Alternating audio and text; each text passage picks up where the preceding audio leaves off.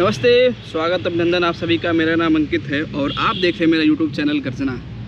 तो अभी latest update breaking news ये है कि उत्तर प्रदेश सरकार ने यूपी पुलिस कांस्टेबल जो 2024 की भर्ती आई थी उसके लिए री एग्ज़ाम का प्रोसेस शुरू कर दिया है। जी हाँ, अभी एक्स पे हमारे उत्तर प्रदेश सरकार के मुखिया हमारे योगी आदित्यनाथ ने, उत्तर प्रदेश के मुख्यमंत्री ने अभी ट्वीट करके ट्विटर पे बताया है कि उत्तर प्रदेश पुलिस आरक्षी नागरिक पुलिस के पदों पर चयन के लिए आयोजित परीक्षा को निरस्त करने तथा आगामी 6 माह के भीतर दोबारा परीक्षा कराने का आदेश दिया है।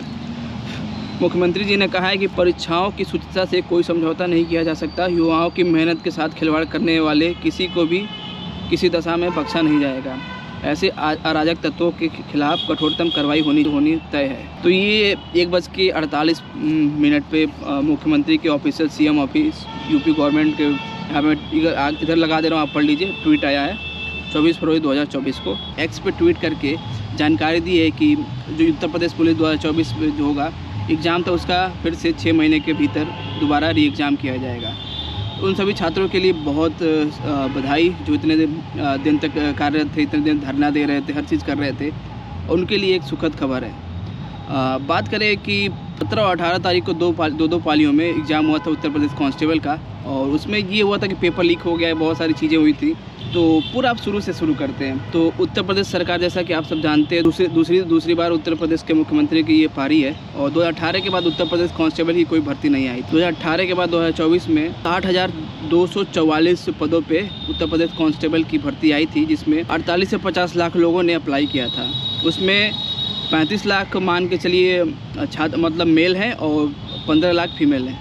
उसमें ओवरऑल 50 लाख में हम मान कर तो 83 कैंडिडेट पे एक कांस्टेबल होगा, मतलब 83 लोग आपस में कम्पीट करेंगे एक पोस्ट के लिए। तो 17 और 18 तारीख को एग्ज़ाम हुआ था दो पालियों में। उसके बाद ये जब एग्ज़ाम हो रहा था उसके बाद व्हाट्सएप पे और इतने सारे पेपर लीक हो गए थे, न्यूज़ आने लगे थे और बहुत लोगों को पेपर भी मिला था। सोशल मीडिया पे इसमें पोस्ट भी बहुत सारा आप लोगों ने देखा होगा।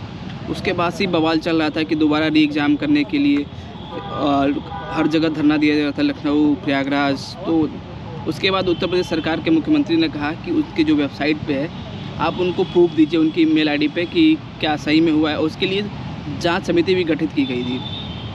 लेकिन वही हाल था ना, तो चोर को रखवाली करने के लिए दे दिया गया था कि बताओ कि चोरी हुई है कि नहीं चोरी हुई है, मतलब चीटिंग हुई है कि नहीं हुई है। अब भाई सरकार में रहते हो कौन कहेगा कि चीटिंग हुई है नहीं हुई है। लेकिन छात्रों का इतना आक्रोश था, दबाव था, धरना प्रदर्शन था कर रहे थे, उसकी वजह से सरकार को बैकफुट पे खेलना पड़ा है। और बैकफुट पे खेलने और जाने का एक रीज़न ये भी है कि 2024 में लोकसभा के इलेक्शन है और यूपी में खासकर, जैसा कि आप जानते हैं, प्रधानमंत्री जो बनता है यूपी और बिहार, मतलब ऐसा कहा जाता है कि जिसने यूपी जीत लिया उसने प्रधानमंत्री की कुर्सी जीत ली। तो यूपी में युवाओं का बहुत ही ज़्यादा योगदान रहेगा 2024 इलेक्शन में। और ऐसा अगर धांधली का होगा, री एग्ज़ाम का होगा, तो उससे उसका भी एक सीन था जिसकी वजह उत्तर प्रदेश के मुखिया योगी आदित्यनाथ ने री एग्ज़ाम कराने का में भी फैसला लिया होगा। क्योंकि आप जानते हैं चुनाव नज़दीक है और 6 महीने के भीतर दोबारा एग्ज़ाम कराना है। तो अच्छी बात है, देर आए दुरुस्त आए, अंत आए भला है। लेकिन ये अब दूसरी बार एग्ज़ाम होगा तो क्या ये सुनिश्चित करना सही, क्या मतलब ये कैसे सुनिश्चित होगा कि दूसरी बार पेपर लीक नहीं होगा?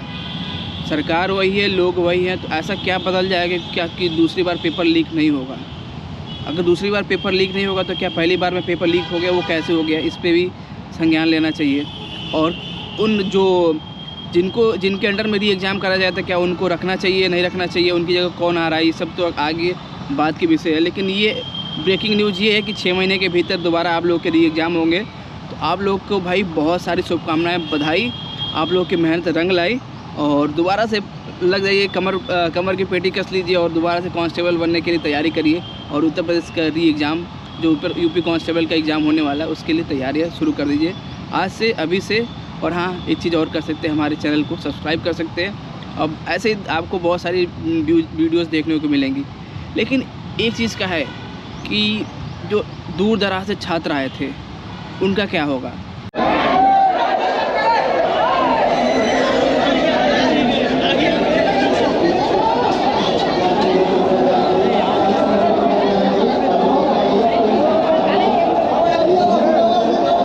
जैसा कि आप लोग ने पुराने वीडियो में देखा किस तरह से मतलब भेड़ बकरियों की तरह ट्रेन से, ट्रांसपोर्ट से छात्र आ रहे थे।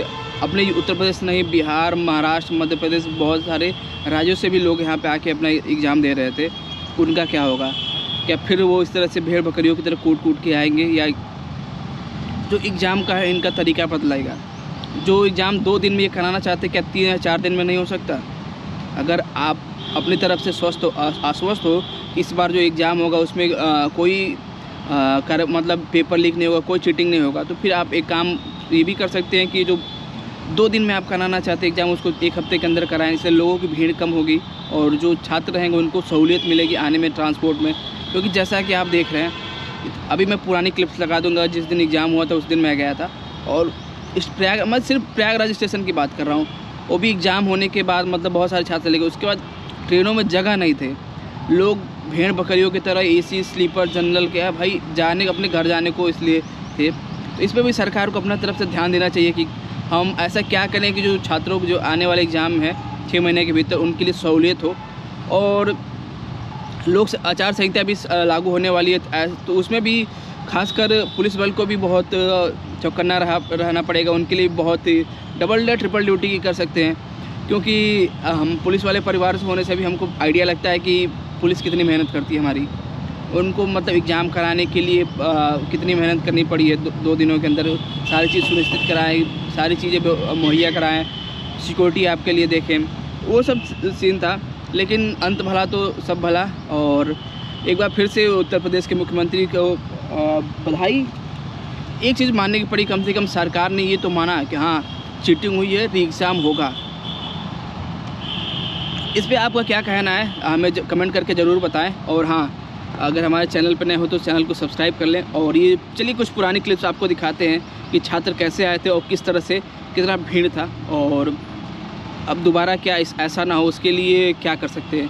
और एक और चीज़ है कि जो छात्र आए थे, क्या उनका पैसा फिर से दोबारा अपना पैसा लगा के आएंगे जाएंगे, या फिर सरकार सब कुछ फ्री कर देगी?